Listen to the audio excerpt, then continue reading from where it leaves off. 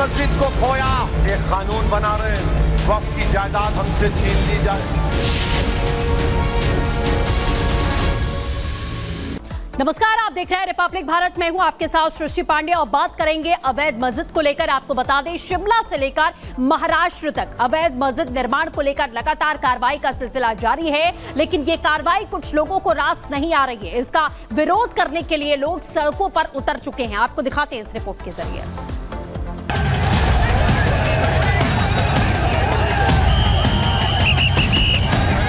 जो बस डाइवर्ट हो रही है उसको डाइवर्ट होने दो, आप लोग थोड़ा साइड में बैठो।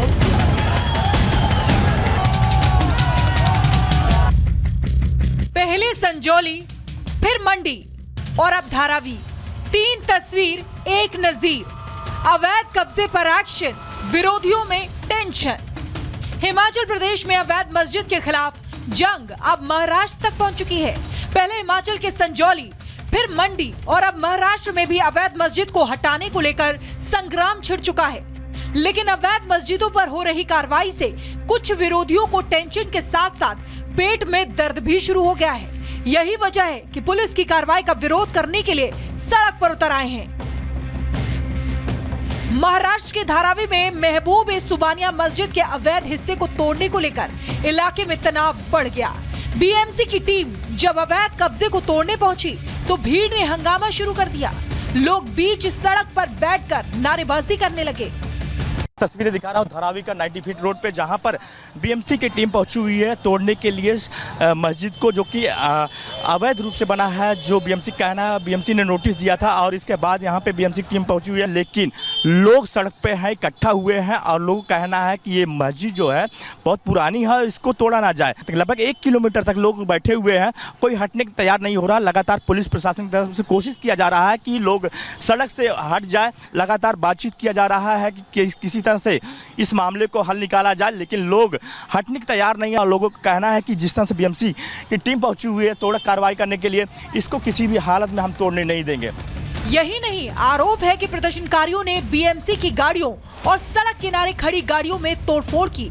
घटना की जानकारी मिलने के बाद भारी संख्या में पुलिस के जवान पहुंच गए, जिसके बाद हंगामा कर रहे लोगों को समझाने की कोशिश की गई, लेकिन लोग सुनने को तैयार नहीं हुए।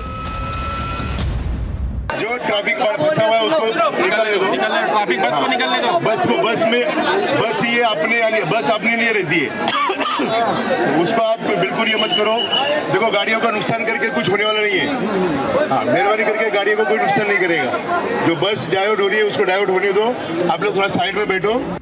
दरअसल मुंबई के धारावी में 25 साल पुरानी सुबानिया मस्जिद को बीएमसी ने अवैध बताया था, जिस पर कार्रवाई करनी थी, लेकिन मुस्लिम समाज के लोग रात से ही सड़कों पर आ गए और पूरा रास्ता जाम कर दिया। मुस्लिम समुदाय के लोगों का कहना है कि ये मस्जिद बहुत पुरानी है। हालात को देखते हुए मौके पर भारी संख्या में पुलिस वालों को तैनात किया गया है। वहीं अवैध कब्जे पर कार्रवाई को लेकर सियासत शुरू हो गई।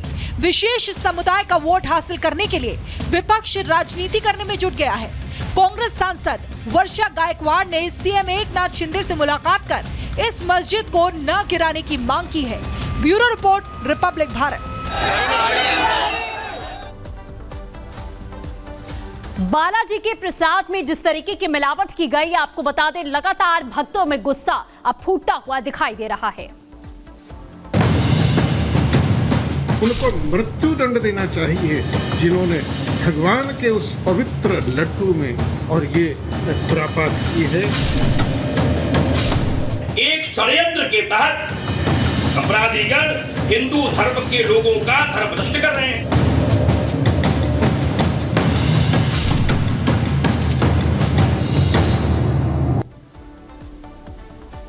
तो तिरुपति मंदिर में किस तरीके से आपने देखा कि प्रसाद में मिलावट की गई, जिसके बाद जनता में आक्रोश है। जनता सवाल पूछ रही है और इंसाफ की मांग कर रही है कि जो दोषी हैं उनके खिलाफ में सख्त कार्रवाई की जानी चाहिए। लेकिन सवाल यही कि आखिरकार इस नफरती मानसिकता के पीछे की सोच आखिर किसकी है, देखिए इस रिपोर्ट में।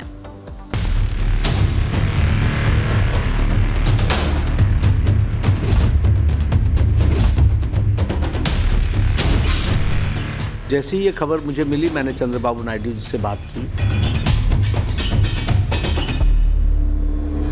सीबीआई के जांच के दायरे में आना चाहिए।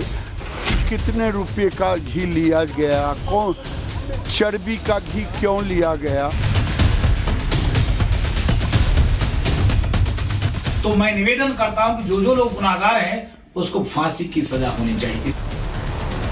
जिस तिरुपति बालाजी मंदिर के दर्शन की चाहत हर सनातनी को रहती है, उस पवित्र मंदिर के प्रसाद में जानवरों की चर्बी मिलाई जाती रही। ये दावा आंध्र प्रदेश के सीएम चंद्रबाबू नायडू ने किया तो पूरी दुनिया में सनातन को मानने वाले सन्न रह गए।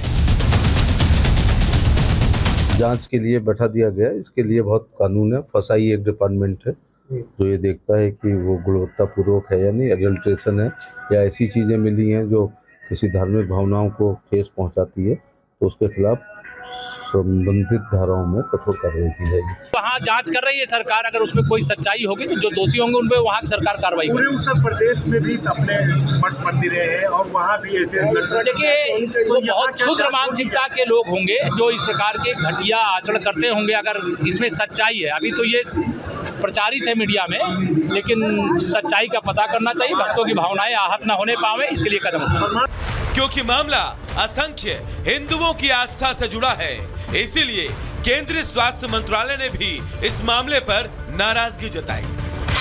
केंद्रीय स्वास्थ्य मंत्रालय ने अब आंध्र प्रदेश सरकार से मामले की पूरी रिपोर्ट देने को कहा है।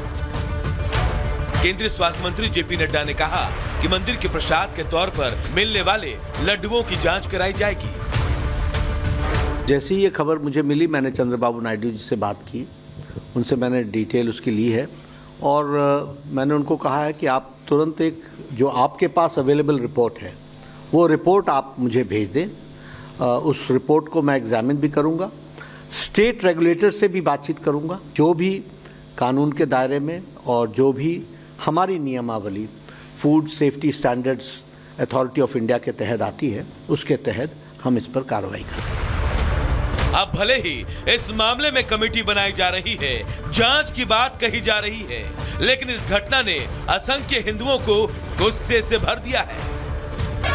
जगह जगह हिंदू समाज सड़क पर उतरकर विरोध जता रहा है, लेकिन विपक्ष से बीजेपी का सियासी एजेंडा बताने में जुटा है। ये भारतीय जनता पार्टी क्या क्या करेगी, किस तरह अफवाह फैलाएगी, इसमें तो भैया इनको महारत हासिल है ना। ये सब भारतीय जनता पार्टी का करिश्मा है, अफवाह है, जिससे लोग पूरी तरह से जानकारी रखते हैं। ये विश्वसनीय चीज नहीं है, मैं विश्वास नहीं करता। तमाम रिपोर्टिंग तो भारतीय जनता पार्टी के दबाव से हो रही है।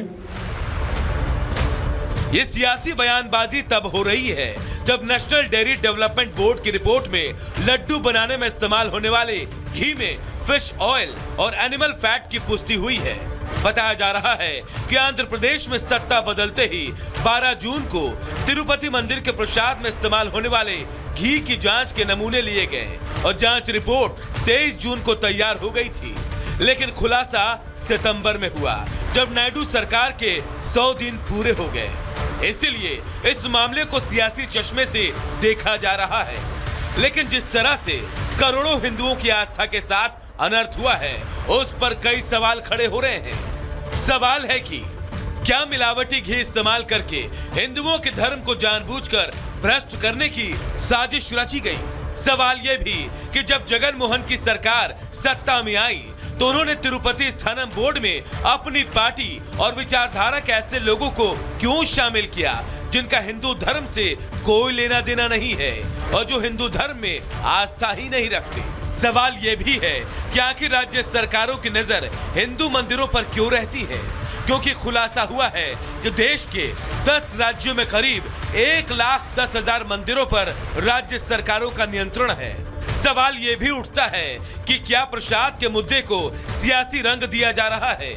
और आखिर में सबसे बड़ा सवाल यही है कि जो लोग इस मामले पर दोषी हैं, उन पर क्या कार्रवाई की जाएगी, क्योंकि रिपोर्ट आ गई है।